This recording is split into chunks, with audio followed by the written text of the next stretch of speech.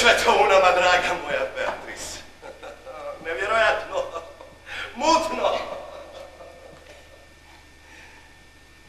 Matematička formula može jasno da kaže ono što ne mogu ni govor, ni slika. Pa ni glazba koja je još relativno najmatematičnija. Govor govoriti, govor se izraziti, to je artizam. To je već problem umjetnosti. I ja što više slikam, sve sam uvjereniji da je Da Vinci bio potpuno u pravu. Stvar se može precizno odrediti samo apstraktnom matematičkom koordinacijom. I eto, tu je moje unutarnje protuslovlje. Umjesto da sam matematičar, ja slikam.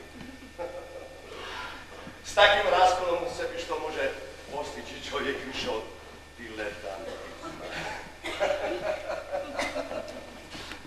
Ja ne znam, Leone. Molim te lijepo, nemoj se naći uvrijeđen. Ja ne bih htjela da te uznemirim. Ali ja se poslije sinoćnjeg našeg razgovora nisam nikako mogla oteti misliti. Ja sam mislila gotovo cijelu noć u tebi. Nisam mogla da se otmem impresiji da mnogo pretjeruješ s riječi. Ja se bojim sve to kozerija u tebi. Ti si neobično duhovit kozer. Ti si u stanju bez jedne duhovite kombinacije upropastiti sve svoje dugogodišnje napore. Pa ti si u stanju kompromitirati se radi jedne duhovitosti.